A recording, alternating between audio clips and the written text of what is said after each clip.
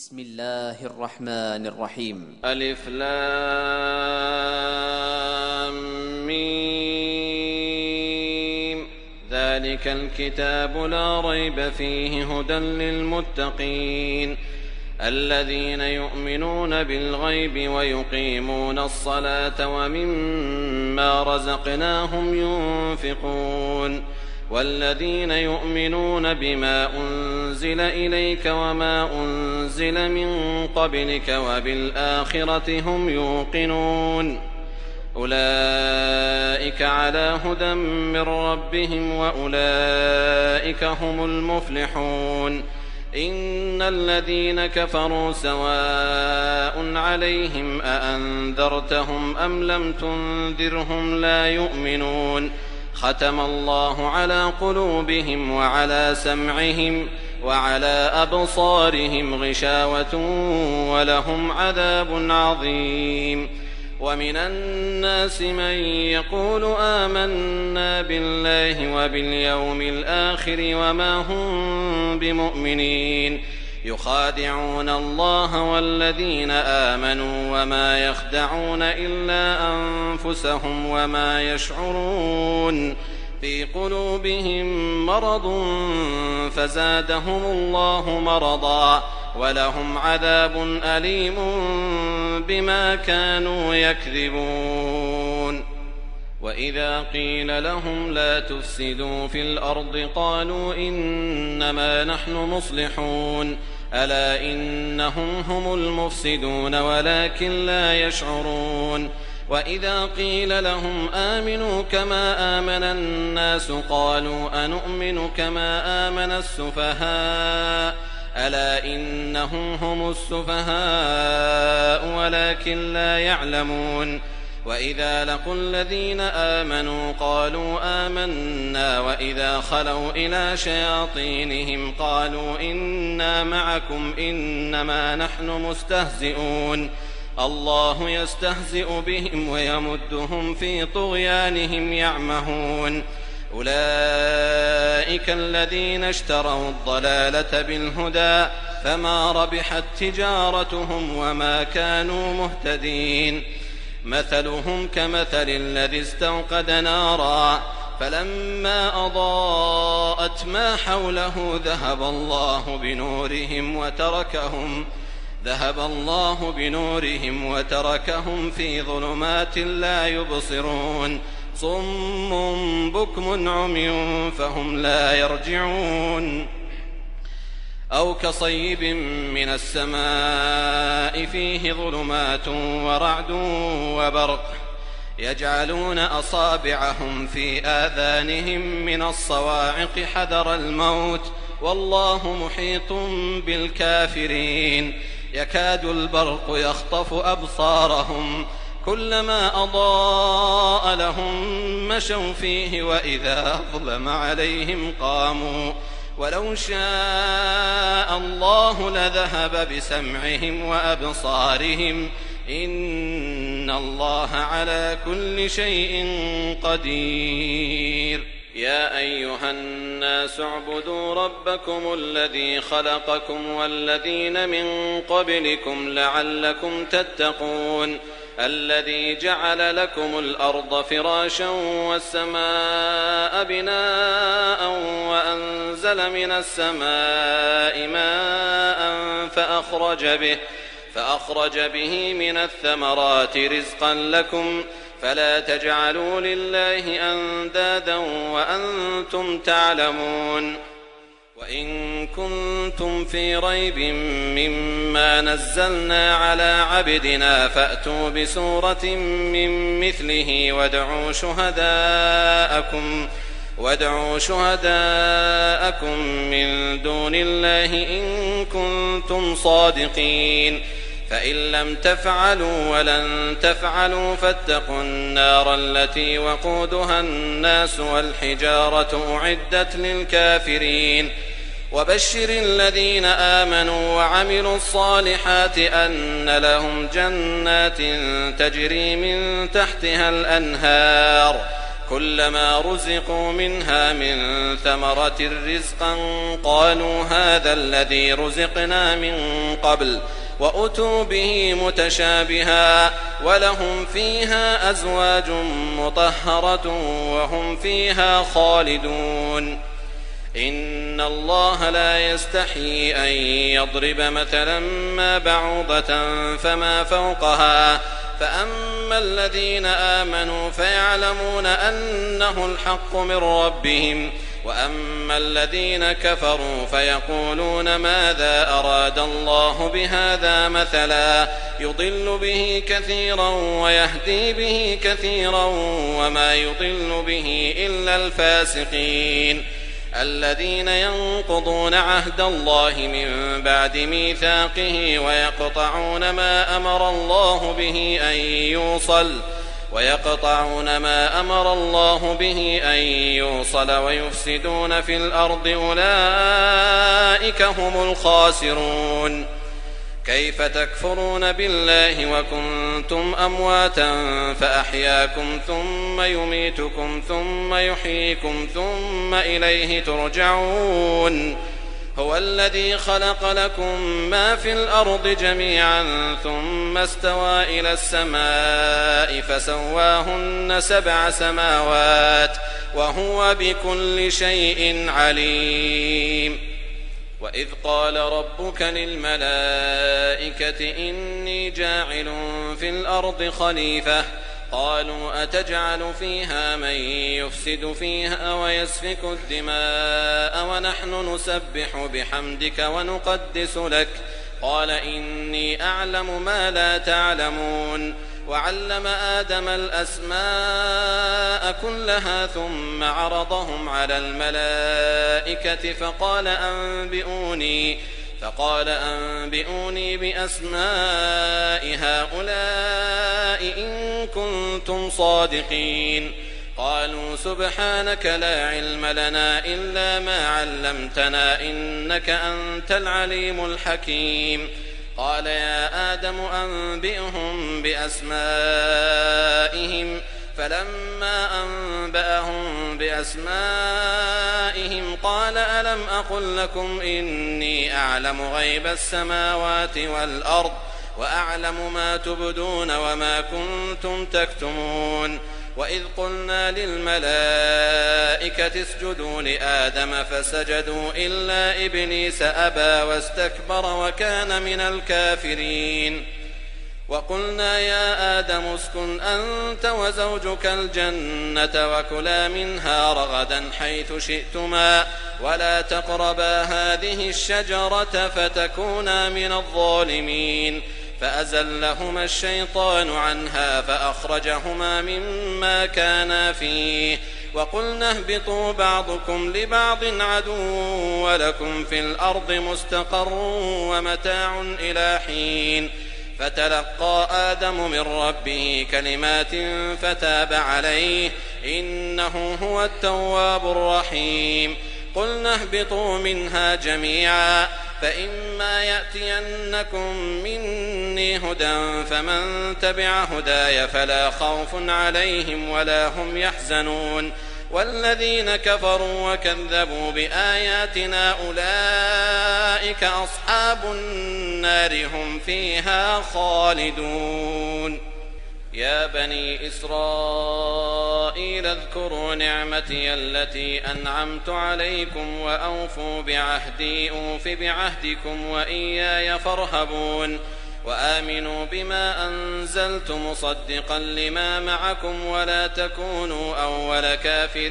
به ولا تشتروا بآياتي ثمنا قليلا وإياي فاتقون. ولا تلبسوا الحق بالباطل وتكتموا الحق وأنتم تعلمون. وأقيموا الصلاة وآتوا الزكاة واركعوا مع الراكعين. أتأمرون الناس بالبر وتنسون أنفسكم وأنتم تتلون الكتاب أفلا تعقلون. واستعينوا بالصبر والصلاة وإنها لكبيرة إلا على الخاشعين الذين يظنون أنهم ملاقو ربهم وأنهم إليه راجعون.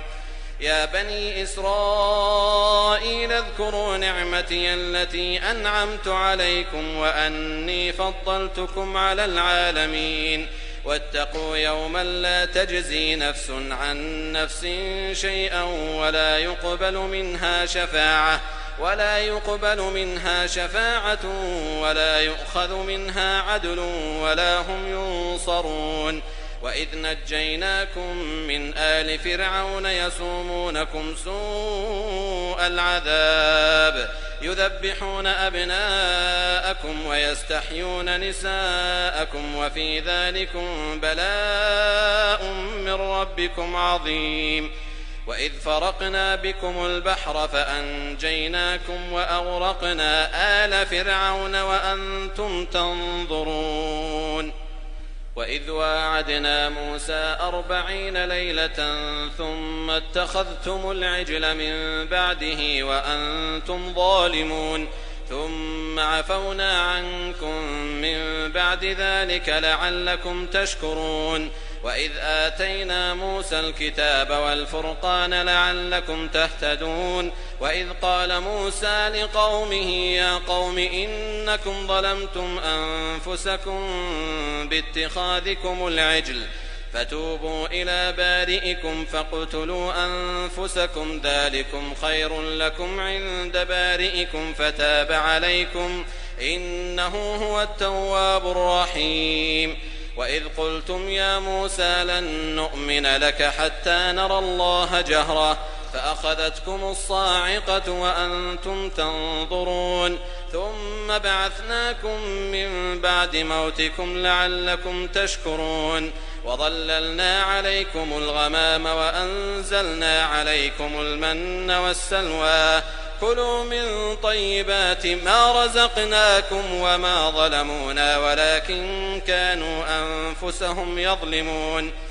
وإذ قلنا ادخلوا هذه القرية فكلوا منها حيث شئتم رغدا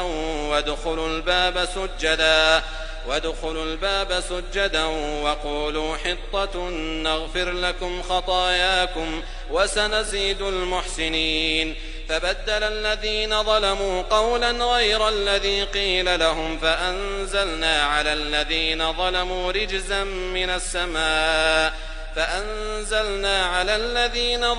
رجزا من السماء بما كانوا يفسقون. وإذ استسقى موسى لقومه فقلنا اضرب بعصاك الحجر فانفجرت منه 12 عينا قد علم كل أناس مشربهم كلوا واشربوا من رزق الله ولا تعثوا في الأرض مفسدين. وإذ قلتم يا موسى لن نصبر على طعام واحد فادع لنا ربك يخرج لنا مما تنبت الأرض من بقلها وقثائها وفومها وعدسها وبصلها قال أتستبدلون الذي هو أدنى بالذي هو خير اهبطوا مصرا فإن لكم ما سألتم وضربت عليهم الذلة والمسكنة وباءوا بغضب من الله ذلك بأنهم كانوا يكفرون بآيات الله ويقتلون النبيين بغير الحق ذلك بما عصوا وكانوا يعتدون. إن الذين آمنوا والذين هادوا والنصارى والصابئين من آمن بالله واليوم الآخر وعمل صالحا فلهم أجرهم عند ربهم ولا خوف عليهم ولا هم يحزنون. وإذ أخذنا ميثاقكم ورفعنا فوقكم الطور خذوا ما آتيناكم بقوة واذكروا ما فيه لعلكم تتقون ثم توليتم من بعد ذلك فلولا فضل الله عليكم ورحمته لكنتم من الخاسرين. ولقد علمتم الذين اعتدوا منكم في السبت فقلنا لهم كونوا قردة خاسئين فجعلناها نكالا لما بين يديها وما خلفها وموعظة للمتقين. وإذ قال موسى لقومه إن الله يأمركم أن تذبحوا بقرة قالوا أتتخذنا هزوا قال أعوذ بالله أن أكون من الجاهلين.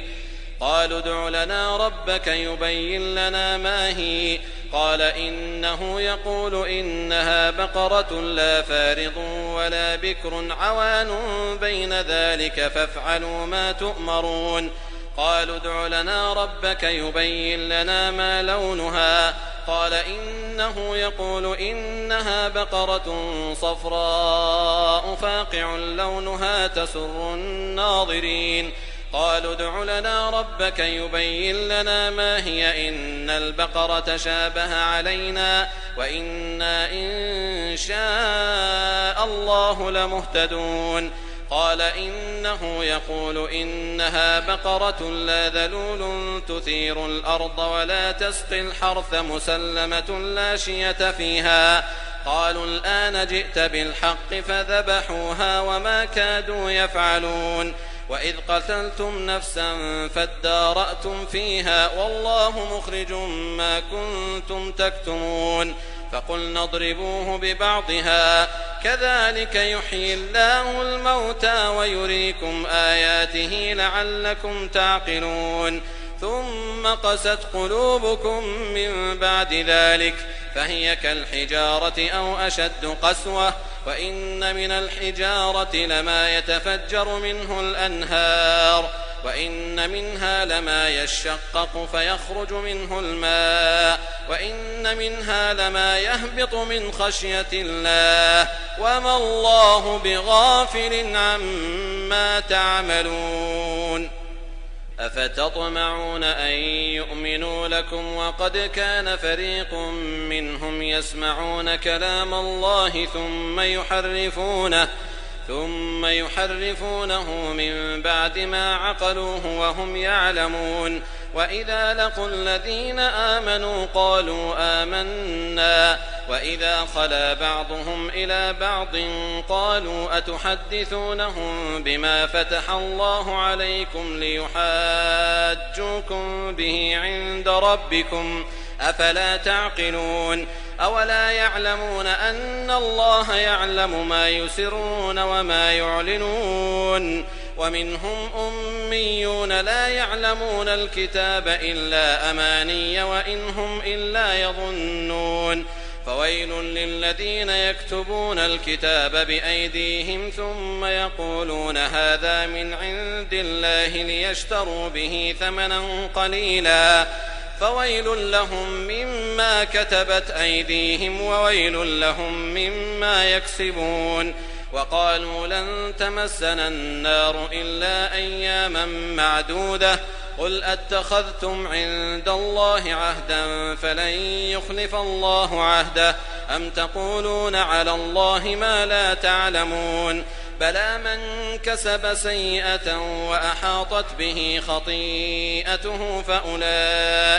فأولئك أصحاب النار هم فيها خالدون. والذين آمنوا وعملوا الصالحات أولئك أصحاب الجنة هم فيها خالدون.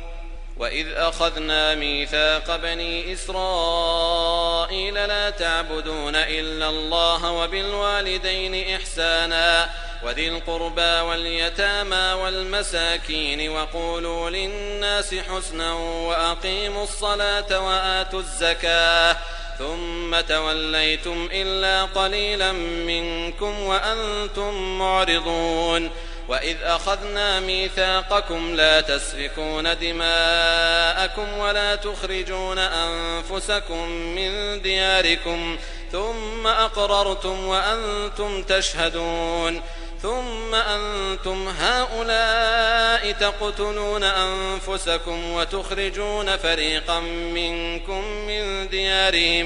من ديارهم تظاهرون عليهم بالإثم والعدوان وإن يأتوكم أسارى تفادوهم وهو محرم عليكم إخراجهم أفتؤمنون ببعض الكتاب وتكفرون ببعض فما جزاء من يفعل ذلك منكم إلا خزي في الحياة الدنيا ويوم القيامة يردون إلى أشد العذاب وما الله بغافل عما تعملون أولئك الذين اشتروا الحياة الدنيا بالآخرة فلا يخفف عنهم العذاب ولا هم ينصرون. ولقد آتينا موسى الكتاب وقفينا من بعده بالرسل وآتينا عيسى ابن مريم البينات وأيدناه بروح القدس أفكلما جاءكم رسول بما لا تهوى أنفسكم استكبرتم ففريقا كذبتم وفريقا تقتلون وقالوا قلوبنا غلف بل لعنهم الله بكفرهم فقليلا ما يؤمنون ولما جاءهم كتاب من عند الله مصدق لما معهم وكانوا من قبل يستفتحون على الذين كفروا فلما جاءهم ما عرفوا كفروا به فلعنة الله على الكافرين بئس ما اشتروا به أنفسهم أن يكفروا بما أنزل الله بغيا أن ينزل الله من فضله على من يشاء من عباده فباءوا بغضب على غضب وللكافرين عذاب مهين. وإذا قيل لهم آمنوا بما أنزل الله قالوا نؤمن بما أنزل علينا ويكفرون بما وراءه وهو الحق مصدقا لما معهم قل فلم تقتلون أنبياء الله من قبل إن كنتم مؤمنين ولقد جاءكم موسى بالبينات ثم اتخذتم العجل من بعده وأنتم ظالمون وإذ أخذنا ميثاقكم ورفعنا فوقكم الطور خذوا ما آتيناكم بقوة واسمعوا قالوا سمعنا وعصينا وأشربوا في قلوبهم العجل بكفرهم قل بئس ما يأمركم به إيمانكم إن كنتم مؤمنين قل إن كانت لكم الدار الآخرة عند الله خالصة من دون الناس فتمنوا الموت إن كنتم صادقين ولن يتمنوه أبدا بما قدمت أيديهم والله عليم بالظالمين ولتجدنهم أحرص الناس على حياة ومن الذين أشركوا يود أحدهم لو يعمر 1000 سنة وما هو بمزحزحه من العذاب أن يعمر والله بصير بما يعملون قل من كان عدوا لجبريل فإنه نزله على قلبك بإذن الله مصدقا لما بين يديه وهدى وبشرى للمؤمنين من كان عدوا لله وملائكته ورسله وجبريل وميكال فإن الله عدو للكافرين ولقد أنزلنا إليك آيات بينات وما يكفر بها إلا الفاسقون أوكلما عاهدوا عهدا نبذه فريق منهم بل أكثرهم لا يؤمنون ولما جاءهم رسول من عند الله مصدق لما معهم نبذ فريق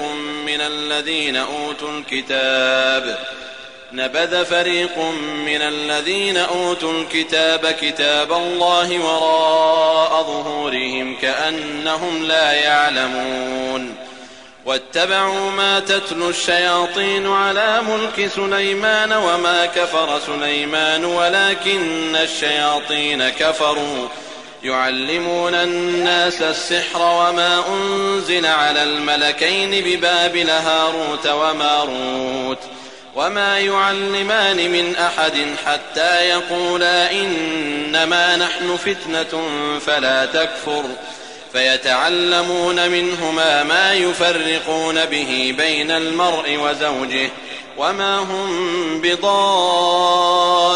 به من أحد إلا بإذن الله ويتعلمون ما يضرهم ولا ينفعهم ولقد علموا لمن اشتراه ما له في الآخرة من خلاق ولبئس ما شروا به أنفسهم لو كانوا يعلمون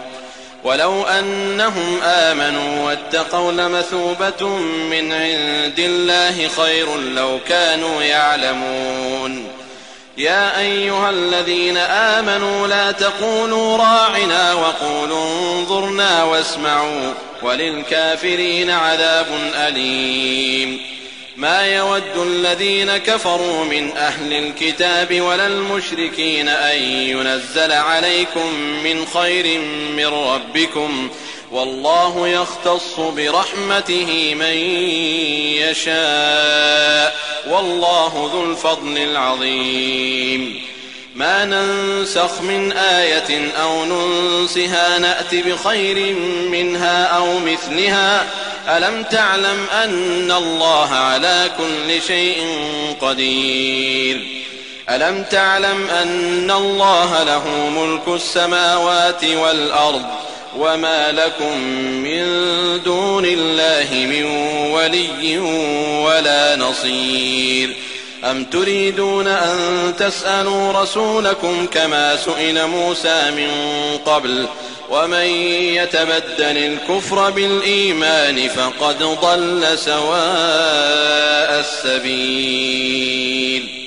ود كثير من أهل الكتاب لو يردونكم من بعد إيمانكم كفارا حسدا من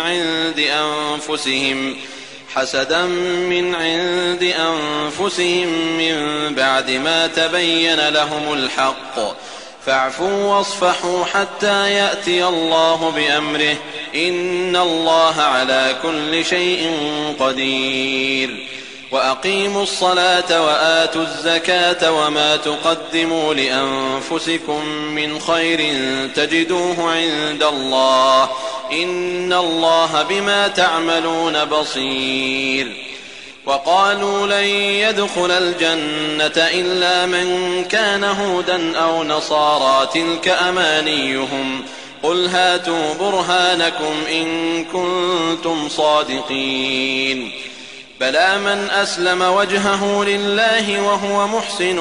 فله أجره عند ربه ولا خوف عليهم ولا هم يحزنون وقالت اليهود ليست النصارى على شيء وقالت النصارى ليست اليهود على شيء وهم يتلون الكتاب كذلك قال الذين لا يعلمون مثل قولهم فالله يحكم بينهم يوم القيامة فيما كانوا فيه يختلفون ومن أظلم ممن منع مساجد الله أن يذكر فيها اسمه وسعى في خرابها أولئك ما كان لهم أن يدخلوها إلا خائفين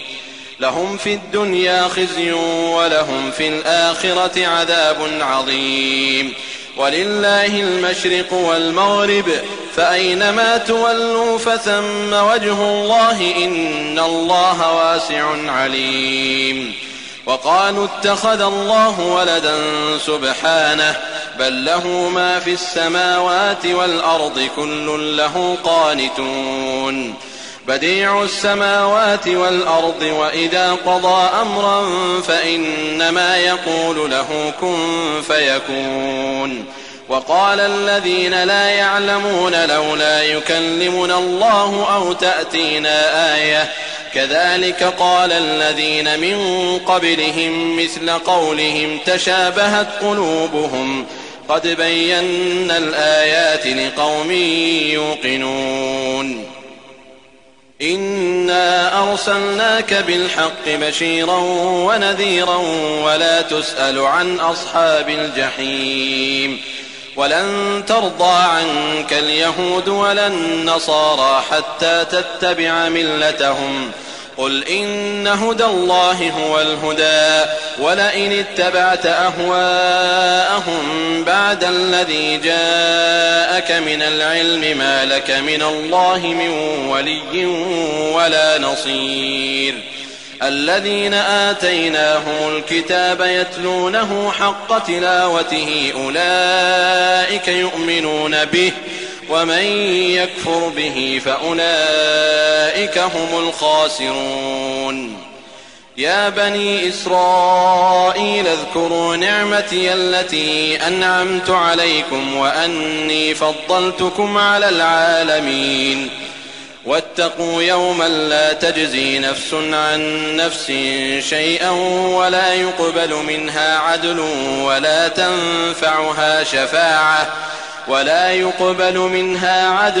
ولا تنفعها شفاعة ولا هم ينصرون وإذ ابتلى إبراهيم ربه بكلمات فأتمهن قال إني جاعلك للناس إماما قال ومن ذريتي قال لا ينال عهد الظالمين وإذ جعلنا البيت مثابة للناس وأمنا واتخذوا من مقام إبراهيم مصلى وعهدنا إلى إبراهيم وإسماعيل أن طهرا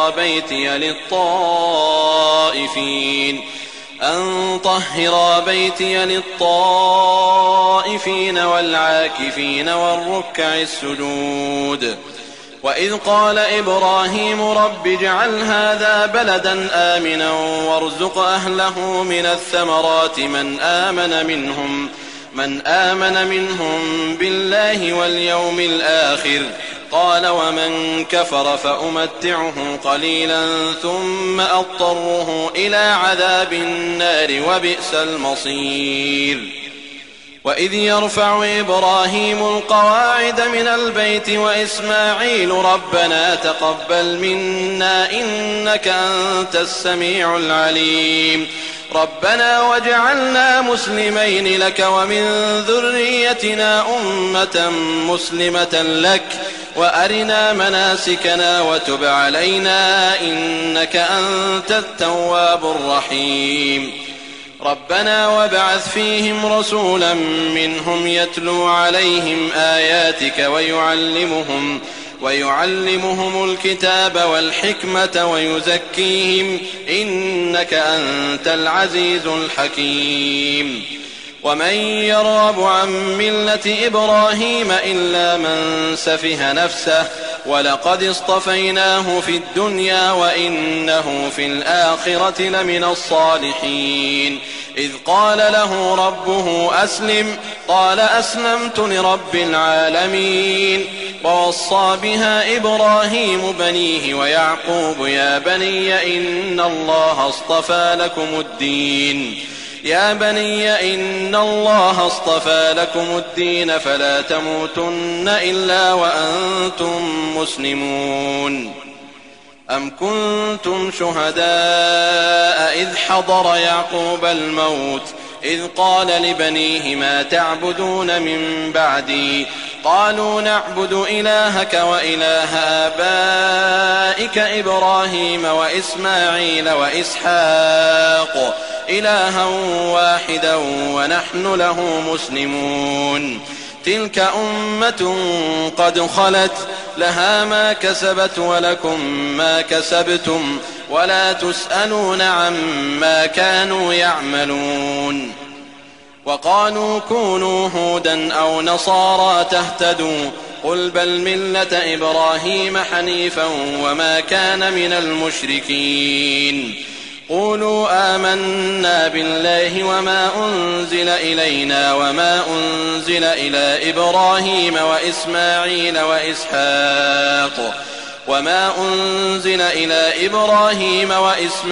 وإسحاق ويعقوب والأسباط وما أوتي موسى وعيسى وما أوتي النبيون من ربهم لا نفرق بين أحد منهم ونحن له مسلمون.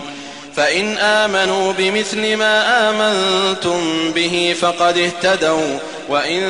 تولوا فإنما هم في شقاق فسيكفيكهم الله وهو السميع العليم. صبغة الله ومن أحسن من الله صبغة ونحن له عابدون. قل أتحاجوننا في الله وهو ربنا وربكم ولنا أعمالنا ولكم أعمالكم ونحن له مخلصون. أم تقولون إن إبراهيم وإسماعيل وإسحاق ويعقوب والأسباط كانوا هودا أو نصارى قل أأنتم أعلم أم الله ومن أظلم ممن كتم شهادة عنده من الله وما الله بغافل عما تعملون. تلك أمة قد خلت لها ما كسبت ولكم ما كسبتم ولا تسألون عما كانوا يعملون. سيقول السفهاء من الناس ما ولاهم عن قبلتهم التي كانوا عليها قل لله المشرق والمغرب يهدي من يشاء إلى صراط مستقيم. وكذلك جعلناكم أمة وسطا لتكونوا شهداء على الناس ويكون الرسول عليكم شهيدا. وما جعلنا القبلة التي كنت عليها إلا لنعلم من يتبع الرسول ممن ينقلب على عقبيه وإن كانت لكبيرة إلا على الذين هدى الله وما كان الله ليضيع إيمانكم إن الله بالناس لرءوف رحيم. قد نرى تقلب وجهك في السماء فلنولينك قبلة ترضاها فول وجهك شطر المسجد الحرام وحيث ما كنتم فولوا وجوهكم شطره وإن الذين أوتوا الكتاب ليعلمون أنه الحق من ربهم وما الله بغافل عما يعملون. ولئن أتيت الذين أوتوا الكتاب بكل آية ما تبعوا قبلتك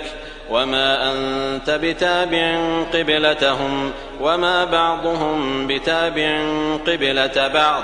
ولئن اتبعت أهواءهم من بعد ما جاءك من العلم إنك إذا لمن الظالمين.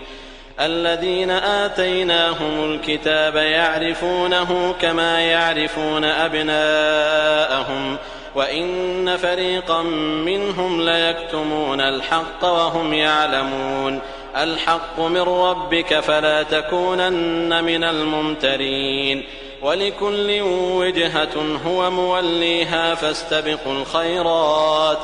أينما تكونوا يأت بكم الله جميعا إن الله على كل شيء قدير. ومن حيث خرجت فول وجهك شطر المسجد الحرام وإنه للحق من ربك وما الله بغافل عما تعملون. ومن حيث خرجت فول وجهك شطر المسجد الحرام وحيث ما كنتم فولوا وجوهكم شطره لئلا يكون للناس عليكم حجة إلا الذين ظلموا منهم فلا تخشوهم واخشوني ولأتم نعمتي عليكم ولعلكم تهتدون كما أرسلنا فيكم رسولا منكم يتلو عليكم آياتنا ويزكيكم ويعلمكم الكتاب والحكمة ويعلمكم ما لم تكونوا تعلمون فاذكروني أذكركم واشكروا لي ولا تكفرون يا أيها الذين آمنوا استعينوا بالصبر والصلاة إن الله مع الصابرين ولا تقولوا لمن يقتل في سبيل الله أموات بل أحياء ولكن لا تشعرون ولنبلونكم بشيء من الخوف والجوع ونقص من الأموال والأنفس والثمرات وبشر الصابرين الذين إذا أصابتهم مصيبة قالوا إنا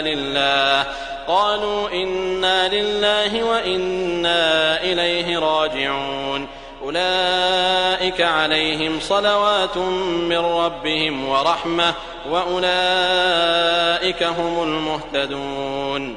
إن الصفا والمروة من شعائر الله فمن حج البيت أو اعتمر فلا جناح عليه أن يطوف بهما ومن تطوع خيرا فإن الله شاكر عليم إن الذين يكتمون ما أنزلنا من البينات والهدى من بعد ما بيناه للناس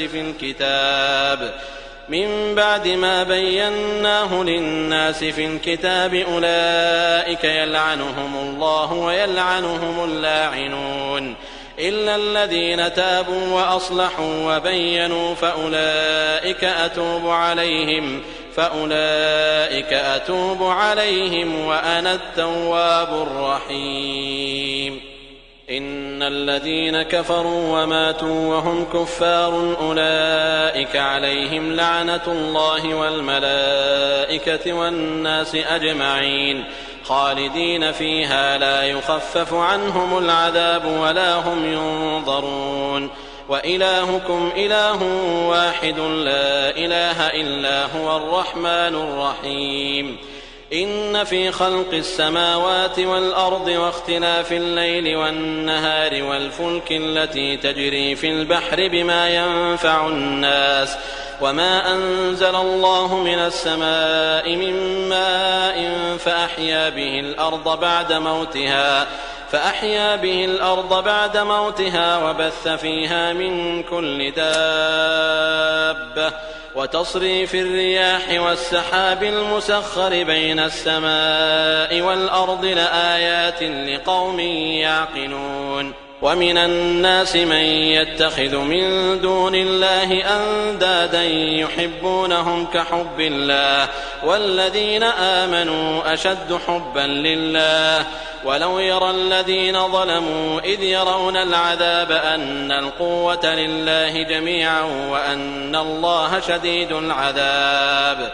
إذ تبرأ الذين اتبعوا من الذين اتبعوا ورأوا العذاب وتقطعت بهم الأسباب وقال الذين اتبعوا لو أن لنا كرة فنتبرأ منهم كما تبرأوا منا كذلك يريهم الله أعمالهم حسرات عليهم وما هم بخارجين من النار يا أيها الناس كلوا مما في الأرض حلالا طيبا ولا تتبعوا خطوات الشيطان إنه لكم عدو مبين إنما يأمركم بالسوء والفحشاء وأن تقولوا على الله ما لا تعلمون وإذا قيل لهم اتبعوا ما أنزل الله قالوا بل نتبع ما ألفينا عليه آباءنا أولو كان آباؤهم لا يعقلون شيئا ولا يهتدون ومثل الذين كفروا كمثل الذي ينعق بما لا يسمع إلا دعاء ونداء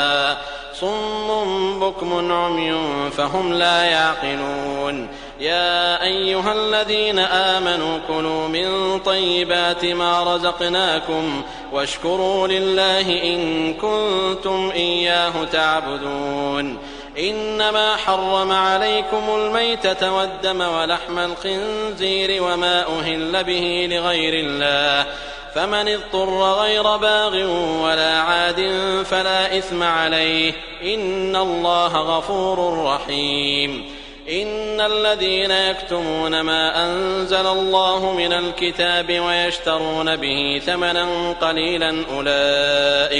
أولئك ما يأكلون في بطونهم إلا النار ولا يكلمهم الله يوم القيامة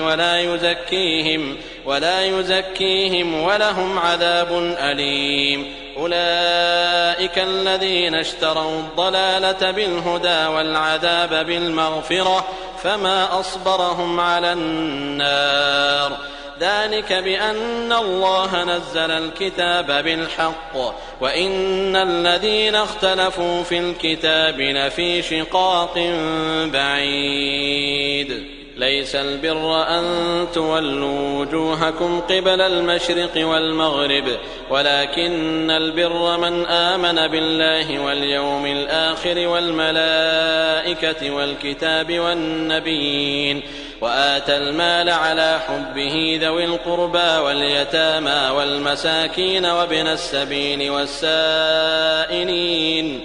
والسائلين وفي الرقاب وأقام الصلاة وآتى الزكاة والموفون بعهدهم إذا عاهدوا والصابرين في البأساء والضراء وحين البأس أولئك الذين صدقوا وأولئك هم المتقون يا أيها الذين آمنوا كتب عليكم القصاص في القتلى الحر بالحر والعبد بالعبد والأنثى بالأنثى فمن عفي له من أخيه شيء فاتباع بالمعروف وأداء إليه بإحسان ذلك تخفيف من ربكم ورحمة فمن اعتدى بعد ذلك فله عذاب أليم ولكم في القصاص حياة يا أولي الألباب لعلكم تتقون كتب عليكم إذا حضر أحدكم الموت إن ترك خيرا الوصية للوالدين والأقربين بالمعروف حقا على المتقين فمن بدله بعدما سمعه فإنما إثمه على الذين يبدلونه إن الله سميع عليم فمن خاف من موص جنفا أو إثما فأصلح بينهم فلا إثم عليه إن الله غفور رحيم يا أيها الذين آمنوا كتب عليكم الصيام كما كتب على الذين من قبلكم لعلكم تتقون أياما معدودات فمن كان منكم مريضا أو على سفر فعدة من أيام أخر وعلى الذين يطيقونه فدية طعام مسكين فمن تطوع خيرا فهو خير له وأن تصوموا خير لكم إن كنتم تعلمون شهر رمضان الذي أنزل فيه القرآن هدى للناس وبينات من الهدى والفرقان فمن شهد منكم الشهر فليصم ومن كان مريضا أو على سفر فعدة من أيام أخر يريد الله بكم اليسر ولا يريد بكم العسر ولتكملوا العدة ولتكبروا الله على ما هداكم ولعلكم تشكرون وإذا سألك عبادي عني فإني قريب أجيب دعوة الداع إذا دعان فليستجيبوا لي وليؤمنوا بي لعلهم يرشدون أحل لكم ليلة الصيام الرفث إلى نسائكم هن لباس لكم وأنتم لباس لهن علم الله أنكم كنتم تختانون أنفسكم فتاب عليكم وعفى عنكم، فالآن باشروهن وابتغوا ما كتب الله لكم، وكلوا واشربوا حتى يتبين لكم الخيط الأبيض من الخيط الأسود من الفجر، ثم أتموا الصيام إلى الليل، ولا تباشروهن وأنتم عاكفون في المساجد، تلك حدود الله فلا تقربوها، كذلك يبين الله آياته للناس لعلهم يتقون. ولا تأكلوا أموالكم بينكم بالباطل وتدلوا بها إلى الحكام لتأكلوا فريقا من أموال الناس بالإثم وأنتم تعلمون. يسألونك عن الأهلة، قل هي مواقيت للناس والحج، وليس البر بأن تأتوا البيوت من ظهورها، ولكن البر من اتقى، وأتوا البيوت من أبوابها، واتقوا الله لعلكم تفلحون. وقاتلوا في سبيل الله الذين يقاتلونكم ولا تعتدوا، إن الله لا يحب المعتدين. واقتلوهم حيث ثقفتموهم وأخرجوهم من حيث أخرجوكم، والفتنة أشد من القتل، ولا تقاتلوهم عند المسجد الحرام حتى يقاتلوكم فيه، فإن قاتلوكم فاقتلوهم، كذلك جزاء الكافرين، فإن انتهوا فإن الله غفور رحيم.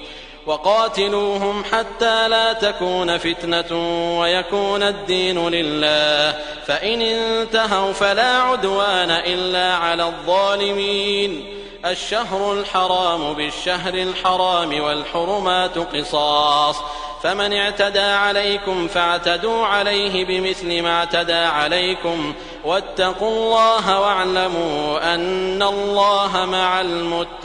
المتقين.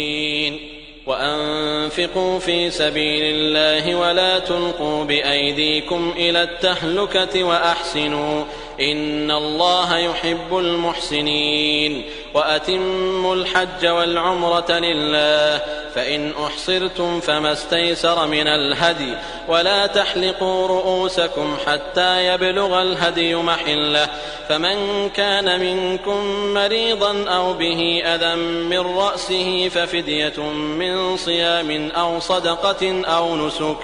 فإذا أمنتم فمن تمتع بالعمرة إلى الحج فما استيسر من الهدي، فمن لم يجد فصيام 3 أيام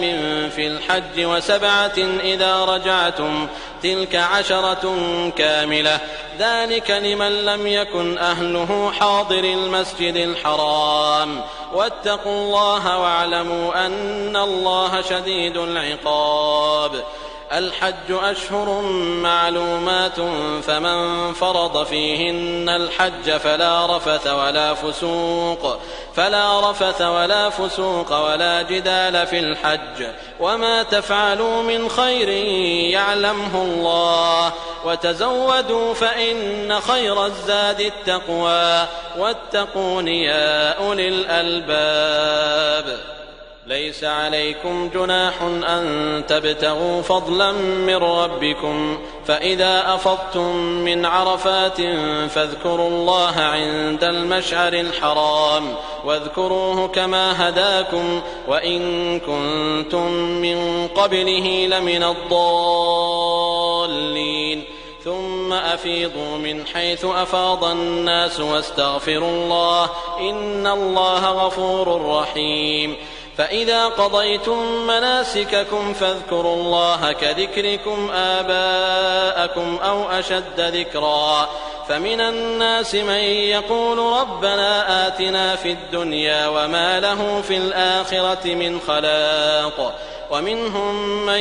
يقول ربنا آتنا في الدنيا حسنة وفي الآخرة حسنة وقنا عذاب النار. أولئك لهم نصيب مما كسبوا والله سريع الحساب. واذكروا الله في أيام معدودات فمن تعجل في يومين فلا إثم عليه ومن تأخر فلا إثم عليه لمن اتقى واتقوا الله واعلموا أنكم إليه تحشرون. ومن الناس من يعجبك قوله في الحياة الدنيا ويشهد الله على ما في قلبه وهو ألد الخصام وإذا تولى سعى في الأرض ليفسد فيها ويهلك الحرث والنسل والله لا يحب الفساد. وإذا قيل له اتق الله أخذته العزة بالإثم فحسبه جهنم ولبئس المهاد. ومن الناس من يشري نفسه ابتغاء مرضات الله والله رؤوف بالعباد. يا أيها الذين آمنوا ادخلوا في السلم كافة ولا تتبعوا خطوات الشيطان إنه لكم عدو مبين. فإن زللتم من بعد ما جاءتكم البينات فاعلموا أن الله عزيز حكيم. هل ينظرون إلا أن يأتيهم الله في ظلل من الغمام والملائكة وقضي الأمر وإلى الله ترجع الأمور. سل بني إسرائيل كم آتيناهم من آية بينة ومن يبدل نعمة الله من بعد ما جاءته فإن الله شديد العقاب. زين للذين كفروا الحياة الدنيا ويسخرون من الذين آمنوا والذين اتقوا فوقهم يوم القيامة والله يرزق من يشاء بغير حساب. كان الناس أمة واحدة فبعث الله النبيين مبشرين ومنذرين وأنزل معهم الكتاب بالحق ليحكم بين الناس فيما اختلفوا فيه وما اختلف فيه إلا الذين أوتوه من بعد ما جاءتهم البينات بغيا بينهم فهدى الله الذين آمنوا لما اختلفوا فيه من الحق بإذنه والله يهدي من يشاء إلى صراط مستقيم. أم حسبتم أن تدخلوا الجنة ولما يأتكم مثل الذين خلوا من قبلكم مستهم البأساء والضراء وزلزلوا حتى يقول الرسول والذين آمنوا معه متى نصر الله ألا إن نصر الله قريب. يسألونك ماذا ينفقون قل ما أنفقتم من خير فللوالدين والأقربين واليتامى والمساكين وابن السبيل وما تفعلوا من خير فإن الله به عليم. كتب عليكم القتال وهو كره لكم وعسى أن تكرهوا شيئا وهو خير لكم وعسى أن تحبوا شيئا وهو شر لكم والله يعلم وأنتم لا تعلمون. يسألونك عن الشهر الحرام قتال فيه قل قتال فيه كبير وصد عن سبيل الله وكفر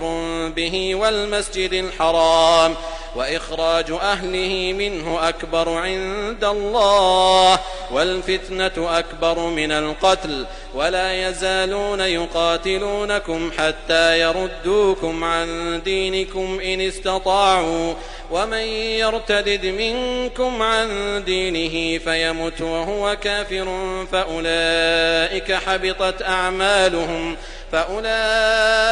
حبطت أعمالهم في الدنيا والآخرة وأولئك أصحاب النار هم فيها خالدون. إن الذين آمنوا والذين هاجروا وجاهدوا في سبيل الله أولئك يرجون رحمة الله والله غفور رحيم. يسألونك عن الخمر والميسر قل فيهما إثم كبير ومنافع للناس وإثمهما أكبر من نفعهما ويسألونك ماذا ينفقون قل العفو كذلك يبين الله لكم الآيات لعلكم تتفكرون في الدنيا والآخرة. ويسألونك عن اليتامى قل إصلاح لهم خير وإن تخالطوهم فإخوانكم والله يعلم المفسد من المصلح ولو شاء الله لأعنتكم إن الله عزيز حكيم. ولا تنكحوا المشركات حتى يؤمن ولأمة مؤمنة خير من مشركة ولو أعجبتكم ولا تنكحوا المشركين حتى يؤمنوا ولعبد مؤمن خير من مشرك ولو أعجبكم أولئك يدعون إلى النار والله يدعو إلى الجنة والمغفرة بإذنه ويبين آياته للناس لعلهم يتذكرون. ويسألونك عن المحيض قل هو أذى فاعتزلوا النساء في المحيض ولا تقربوهن حتى يطهرن فإذا تطهرن فأتوهن من حيث أمركم الله إن الله يحب التوابين ويحب المتطهرين. نساؤكم حرث لكم فأتوا حرثكم أنى شئتم وقدموا لأنفسكم واتقوا الله واعلموا أنكم ملاقوه وبشر المؤمنين. ولا تجعلوا الله عرضة لأيمانكم أن تبروا وتتقوا وتصلحوا بين الناس والله سميع عليم. لا يؤاخذكم الله باللغو في أيمانكم ولكن يؤاخذكم بما كسبت قلوبكم والله غفور حليم. للذين يؤلون من نسائهم تربص 4 أشهر فإن فاءوا فإن الله غفور رحيم. وإن عزموا الطلاق فإن الله سميع عليم. والمطلقات يتربصن بأنفسهن 3 قروء ولا يحل لهن أن يكتمن ما خلق الله في أرحامهن إن كن يؤمن بالله واليوم الآخر وبعولتهن أحق بردهن في ذلك إن أرادوا إصلاحا ولهن مثل الذي عليهن بالمعروف وللرجال عليهن درجة والله عزيز حكيم. الطلاق 2 فإمساك بمعروف أو تسريح بإحسان. ولا يحل لكم أن تأخذوا مما آتيتموهن شيئا إلا أن يخافا ألا يقيما حدود الله فإن خفتم ألا يقيما حدود الله فلا جناح عليهما فيما افتدت به تلك حدود الله فلا تعتدوها ومن يتعد حدود الله فأولئك هم الظالمون.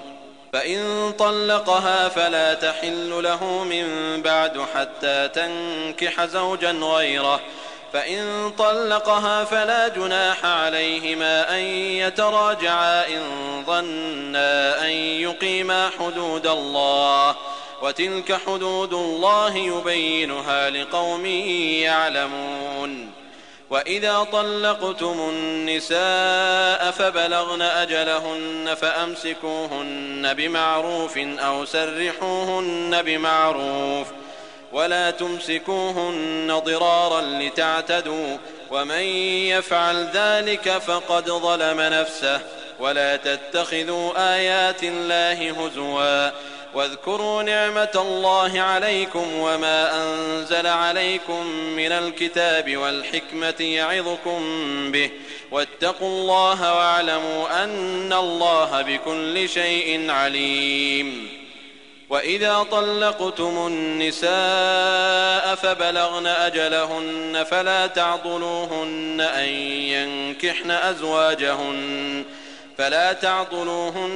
ينكحن أزواجهن إذا تراضوا بينهم بالمعروف ذلك يوعظ به من كان منكم يؤمن بالله واليوم الآخر ذلكم أزكى لكم وأطهر والله يعلم وأنتم لا تعلمون. والوالدات يرضعن أولادهن حولين كاملين لمن أراد أن يتم الرضاعة وعلى المولود له رزقهن وكسوتهن بالمعروف لا تكلف نفس إلا وسعها لا تضار والدة بولدها ولا مولود له بولده وعلى الوارث مثل ذلك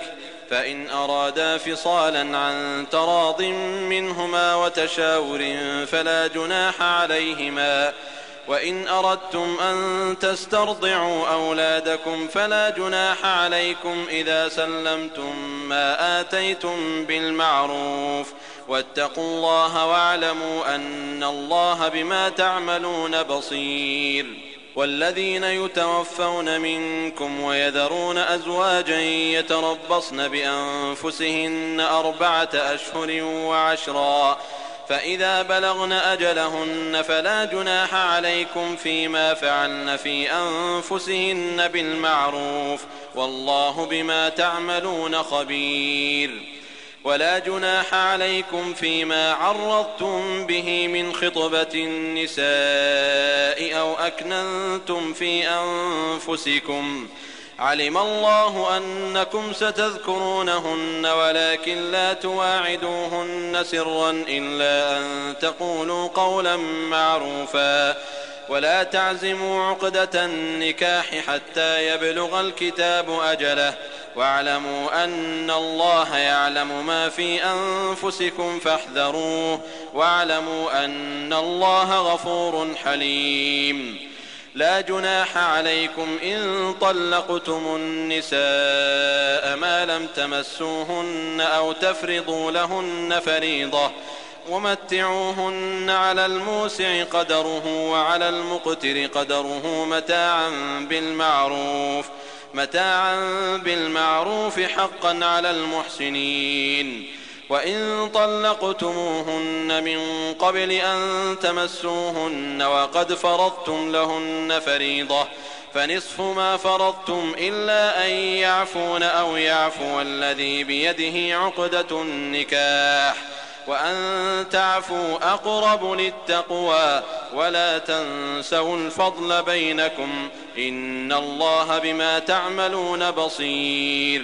حافظوا على الصلوات والصلاة الوسطى وقوموا لله قانتين. فإن خفتم فرجالا أو ركبانا فإذا أمنتم فاذكروا الله كما علمكم ما لم تكونوا تعلمون. والذين يتوفون منكم ويذرون أزواجا وصية لأزواجهم متاعا إلى الحول غير إخراج فإن خرجن فلا جناح عليكم فيما فعلن في أنفسهن من معروف والله عزيز حكيم. وللمطلقات متاع بالمعروف حقا على المتقين كذلك يبين الله لكم آياته لعلكم تعقلون. ألم تر إلى الذين خرجوا من ديارهم وهم ألوف حذر الموت فقال لهم الله موتوا ثم أحياهم إن الله لذو فضل على الناس ولكن أكثر الناس لا يشكرون. وقاتلوا في سبيل الله واعلموا أن الله سميع عليم. من ذا الذي يقرض الله قرضا حسنا فيضاعفه له أضعافا كثيرة والله يقبض ويبسط وإليه ترجعون. ألم تر إلى الملأ من بني إسرائيل من بعد موسى إذ قالوا لنبي لهم ابعث لنا ملكا نقاتل في سبيل الله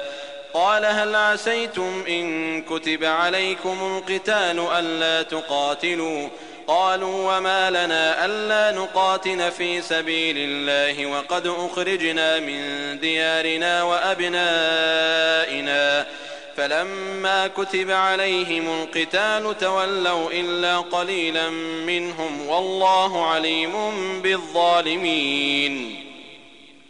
وقال لهم نبيهم إن الله قد بعث لكم طالوت ملكا قالوا أنى يكون له الملك علينا ونحن أحق بالملك منه ولم يؤت سعة من المال قال إن الله اصطفاه عليكم وزاده بسطة في العلم والجسم والله يؤتي ملكه من يشاء والله واسع عليم. وقال لهم نبيهم إن آية ملكه أن يأتيكم التابوت فيه سكينة من ربكم وبقية مما ترك آل موسى وآل هارون تحمله الملائكة إن في ذلك لآية لكم إن كنتم مؤمنين. فلما فصل طالوت بالجنود قال إن الله مبتليكم بنهر فمن شرب منه فليس مني ومن لم يطعمه فإنه مني إلا من اغترف غرفة بيده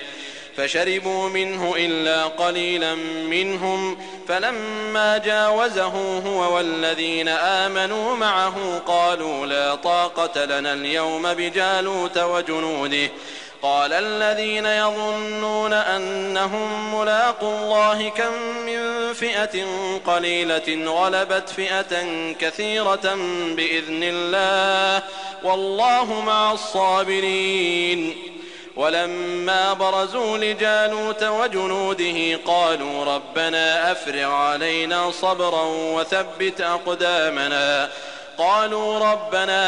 علينا صبرا وثبت أقدامنا وانصرنا على القوم الكافرين فهزموهم بإذن الله وقتل داود جالوت وآتاه الله الملك والحكمة وعلمه مما يشاء ولولا دفع الله الناس بعضهم ببعض لفسدت الأرض ولكن الله ذو فضل على العالمين. تلك آيات الله نتلوها عليك بالحق وإنك لمن المرسلين. تلك الرسل فضلنا بعضهم على بعض منهم من كلم الله ورفع بعضهم درجات وآتينا عيسى ابن مريم البينات وأيدناه بروح القدس ولو شاء الله ما اقتتل الذين من بعدهم من بعد ما جاءتهم البينات ولكن اختلفوا فمنهم من آمن ومنهم من كفر ولو شاء الله ما اقتتلوا ولكن الله يفعل ما يريد. يا أيها الذين آمنوا أنفقوا مما رزقناكم من قبل أن يأتي يوم لا بيع فيه ولا خلة ولا شفاعة والكافرون هم الظالمون. الله لا إله إلا هو الحي القيوم لا تأخذه سنة ولا نوم له ما في السماوات وما في الأرض من ذا الذي يشفع عنده إلا بإذنه يعلم ما بين أيديهم وما خلفهم ولا يحيطون بشيء من علمه إلا بما شاء وسع كرسيه السماوات والأرض ولا يئوده حفظهما وهو العلي العظيم. لا إكراه في الدين قد تبين الرشد من الغي فمن يكفر بالطاغوت ويؤمن بالله فقد استمسك بالعروة الوثقى لا انفصام لها والله سميع عليم. الله ولي الذين آمنوا يخرجهم من الظلمات إلى النور والذين كفروا أولياؤهم الطاغوت يخرجونهم من النور إلى الظلمات أولئك أصحاب النار هم فيها خالدون. ألم تر إلى الذي حاج إبراهيم في ربه أن آتاه الله الملك إذ قال إبراهيم ربي الذي يحيي ويميت قال أنا أحيي وأميت قال إبراهيم فإن الله يأتي بالشمس من المشرق فأت بها من المغرب فبهت الذي كفر والله لا يهدي القوم الظالمين. أو كالذي مر على قرية وهي خاوية على عروشها قال أنى يحيي هذه الله بعد موتها فأماته الله 100 عام ثم بعثه قال كم لبثت قال لبثت يوما أو بعض يوم قال بل لبثت 100 عام فانظر إلى طعامك وشرابك لم يتسنه وانظر إلى حمارك ولنجعلك آية للناس وانظر إلى العظام كيف ننشزها ثم نكسوها لحما فلما تبين له قال أعلم أن الله على كل شيء قدير. وإذ قال إبراهيم رب أرني كيف تحيي الموتى قال أولم تؤمن قال بلى ولكن ليطمئن قلبي قال فخذ 4 من الطير فصرهن إليك ثم اجعل على كل جبل منهن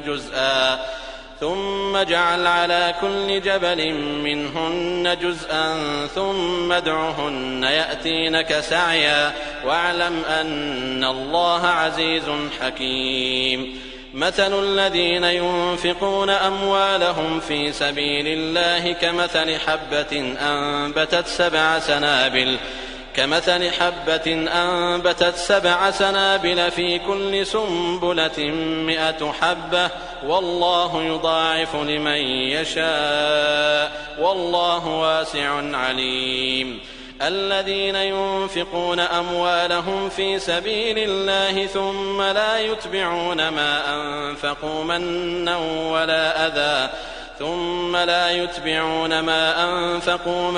ولا أذى لهم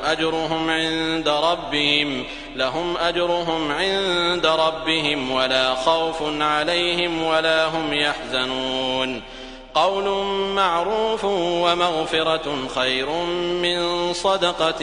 يتبعها أذى والله غني حليم. يا أيها الذين آمنوا لا تبطلوا صدقاتكم بالمن والأذى كالذي ينفق ماله رئاء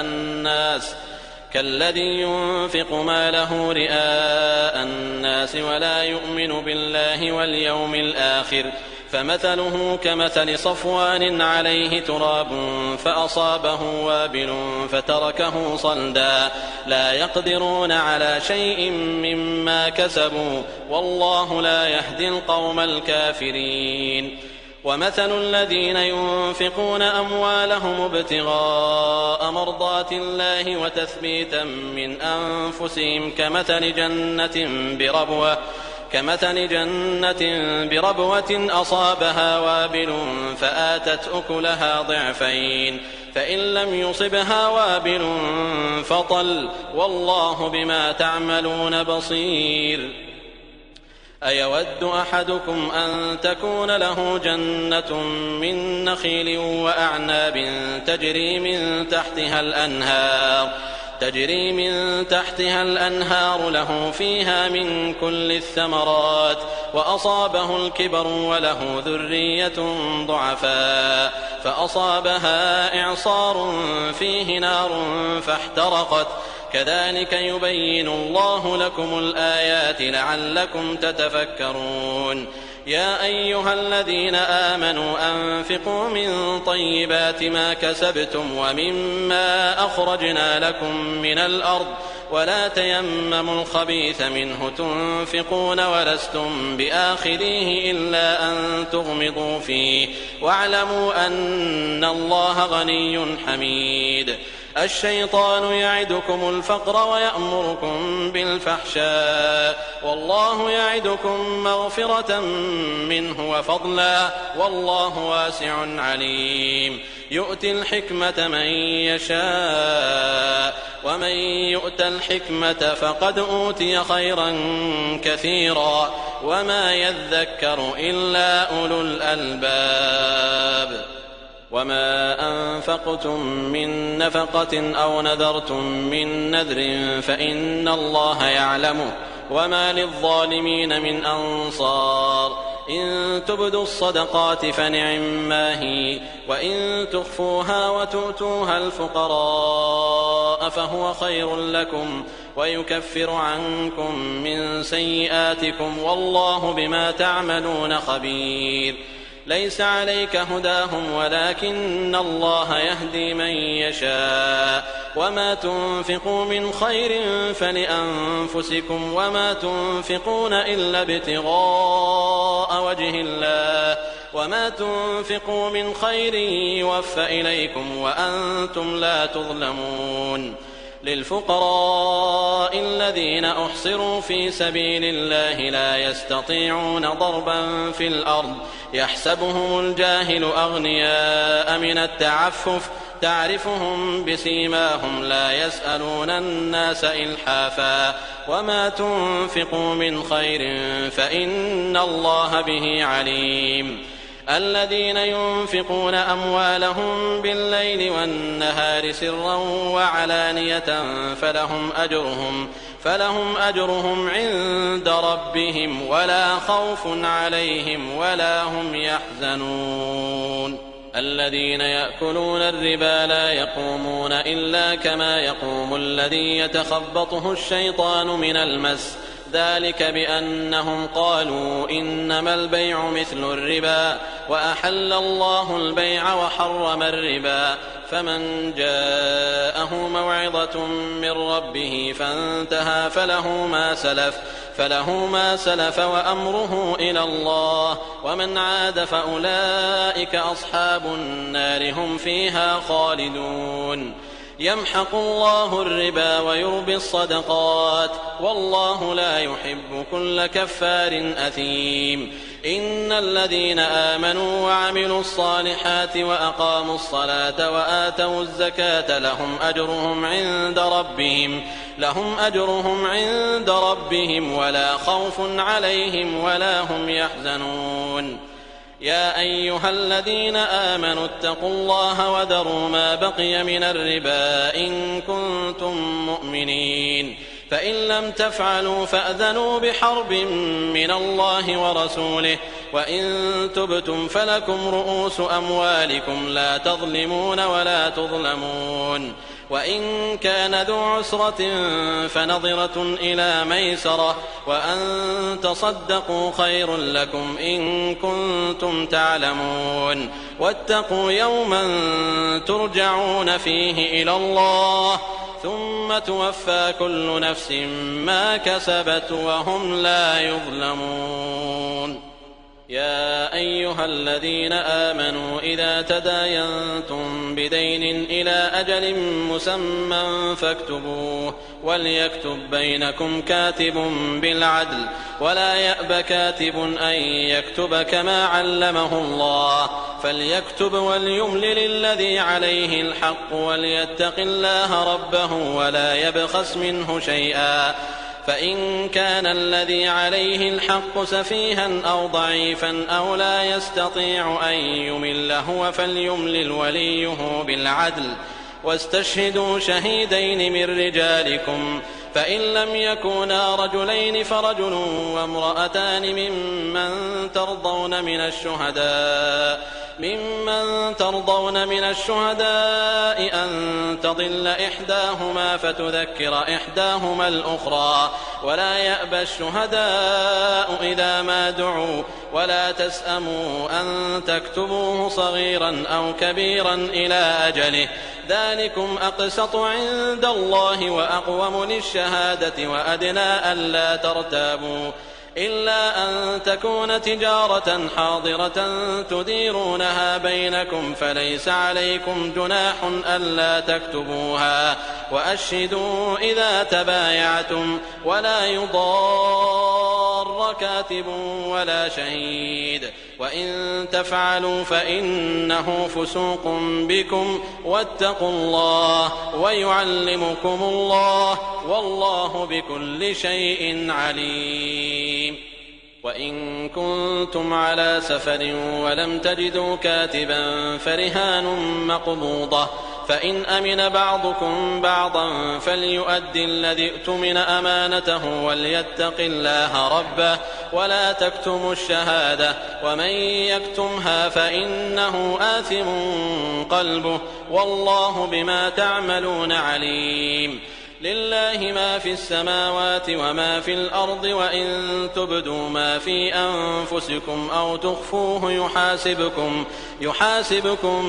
به الله فيغفر لمن يشاء ويعذب من يشاء والله على كل شيء قدير. آمن الرسول بما أنزل إليه من ربه والمؤمنون كل آمن بالله وملائكته وكتبه ورسله لا نفرق بين أحد من رسله وقالوا سمعنا وأطعنا غفرانك ربنا وإليك المصير. لا يكلف الله نفسا إلا وسعها لها ما كسبت وعليها ما اكتسبت ربنا لا تؤاخذنا إن نسينا أو أخطأنا ربنا ولا تحمل علينا إصرا كما حملته على الذين من قبلنا ربنا ولا تحملنا ما لا طاقة لنا به واعف عنا واغفر لنا وارحمنا أنت مولانا فانصرنا على القوم الكافرين.